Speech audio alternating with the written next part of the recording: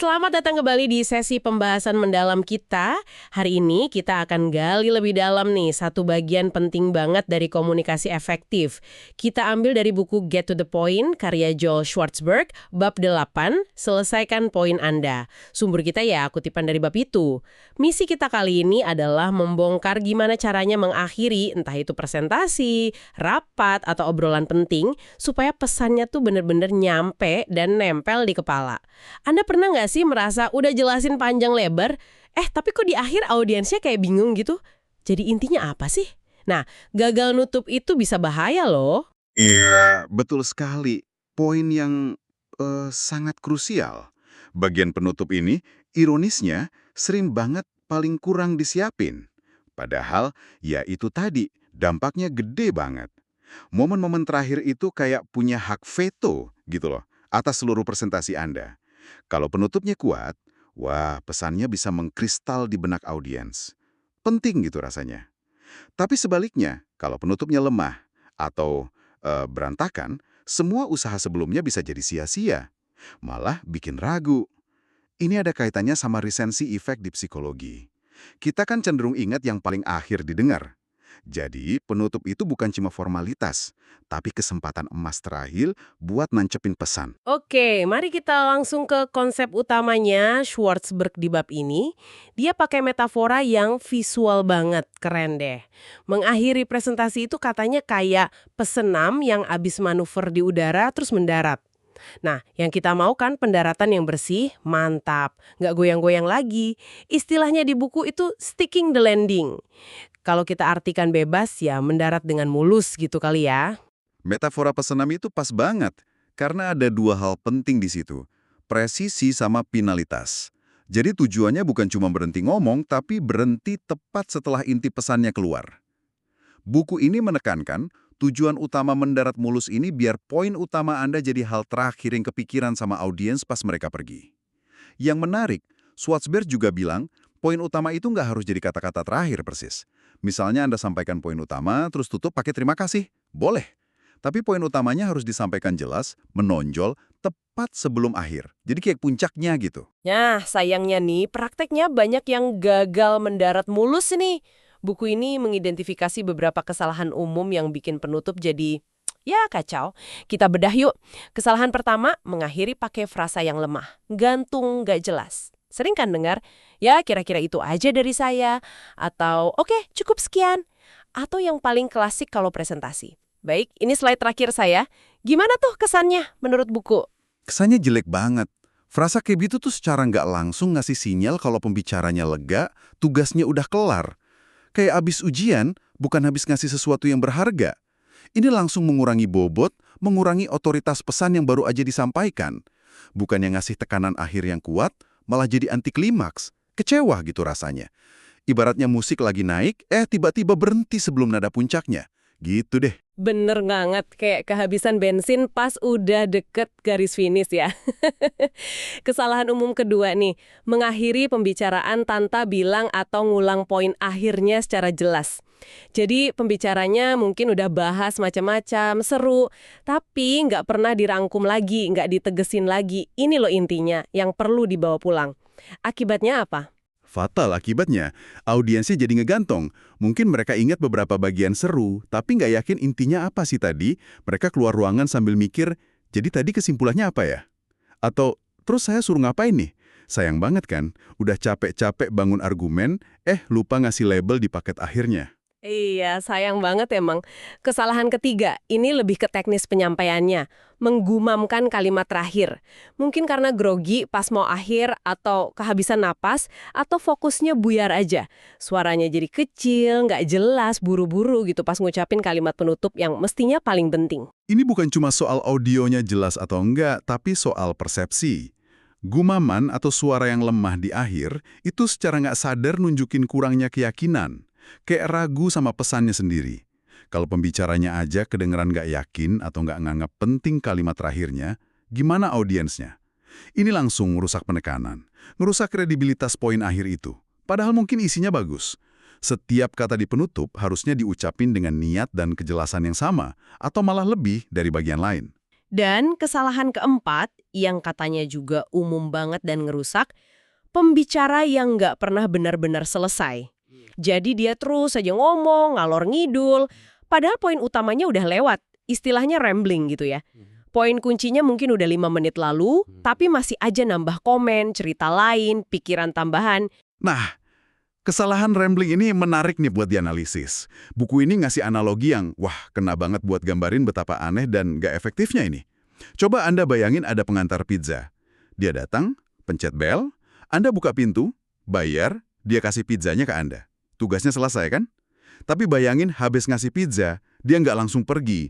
Malah diem aja di depan pintu, mungkin komen soal cuaca, nanya kucing Anda, atau cerita macet tadi. Gimana rasanya? Aneh banget pasti. Nggak nyaman juga. Saya bakal mikir, ini orang ngapain sih nggak pergi-pergi, pizzanya udah di tangan. Tepat. Analogi ini cerdas banget menangkap masalah rambling itu. Kalau komunikator udah nganterin barangnya, yaitu poin utamanya, tapi terus aja ngomong, ya jadi canggung dan nggak produktif gitu. Dampak negatif utamanya, kata buku ini, itu dilusi. Pesannya jadi encer. Poin inti yang tadinya udah jelas, tajam, jadi kabur, tenggelam sama kata-kata tambahan yang nggak perlu. Fokus audiens yang harusnya ke kunci pesan, jadi pecah, terdistraksi. Nasihat bukunya lugas banget. Anterin barangnya, poin Anda, sadari udah keterima, audiens udah dapat, terus cepat keluar, berhenti ngomong atau transisi yang jelas. Ini butuh kesadaran diri yang tinggi loh dari pembicara, buat tahu kapan harus bilang cukup. Kesadaran diri ya, itu kuncinya. Nah, ngomong-ngomong soal transisi, ada lagi nih kesalahan spesifik yang diangkat, yaitu cara pindah dari poin utama terakhir ke agenda berikutnya. Misalnya ke sesi tanya-jawab, Q&A, atau ngenalin pembicara selanjutnya. Kesalahan umumnya adalah nyambungin langsung kata terakhir dari poin utama ke pengumuman berikutnya. Nggak pakai jeda sama sekali. Iya, ini kayak nyolong gunturnya poin utama kita sendiri gitu.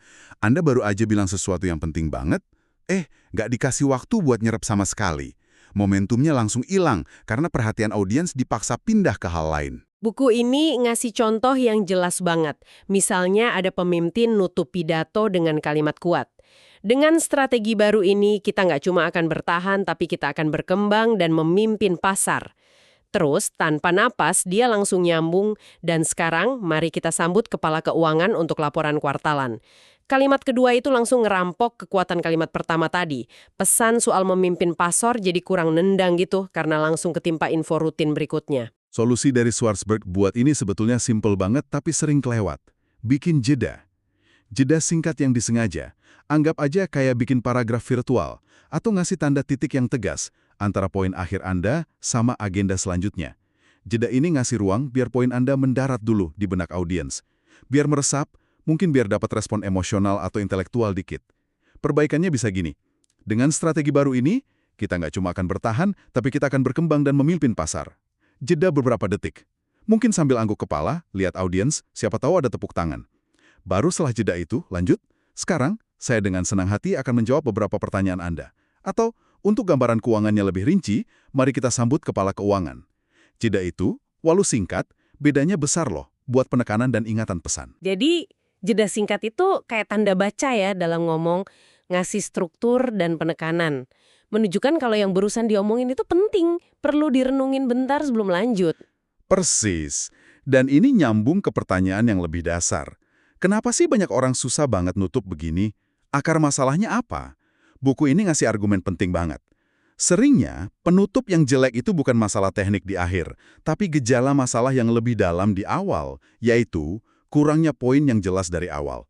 Kalau pembicara nggak punya gagasan yang jernih, yang terdefinisi bagus, tentang apa satu hal terpenting yang mau dia sampaikan, gimana mungkin dia bisa ngerangkum atau nekanin itu di akhir? Nggak ada kasus yang bisa ditutup dengan meyakinkan kalau kasusnya aja nggak pernah dirumusin dengan jelas.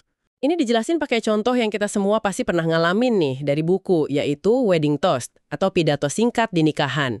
Sering kan dengar pidato nikahan yang jadi berantakan, ceritanya loncat-loncat, kepanjangan, banyak bercandaan internal, terus ditutupnya canggung.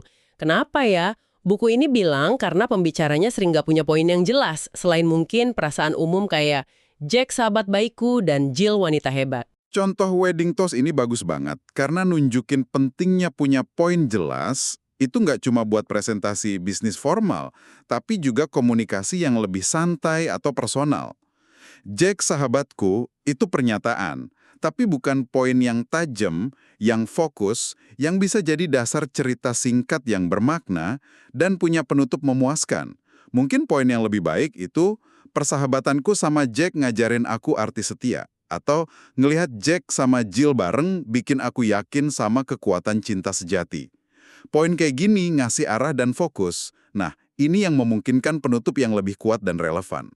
Tanpa poin jangkar kayak gitu, pembicara cenderung bakal rambling, ngulang-ngulang, terus bingung sendiri gimana nutupnya yang elegan. Jadi kemampuan buat mendarat mulus di akhir itu tergantung banget sama kejelasan landasan pacu yang disiapin di awal ya.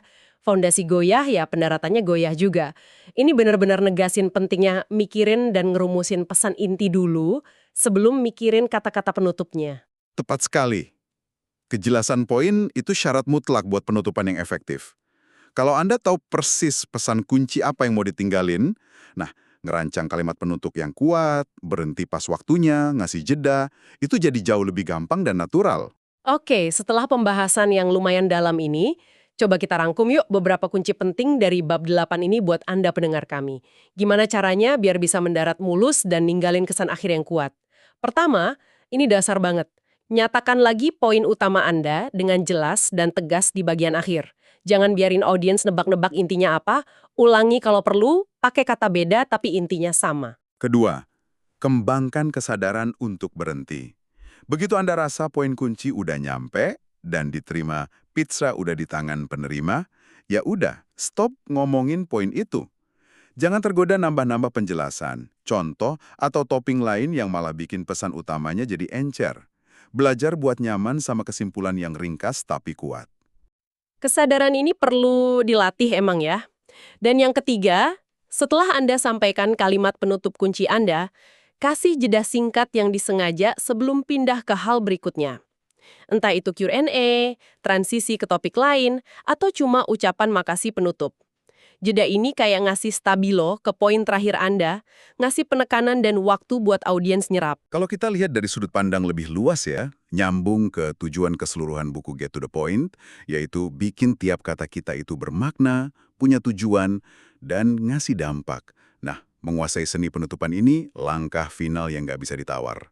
Ini kesempatan terakhir Anda buat mastiin seluruh upaya komunikasi Anda itu ada hasilnya.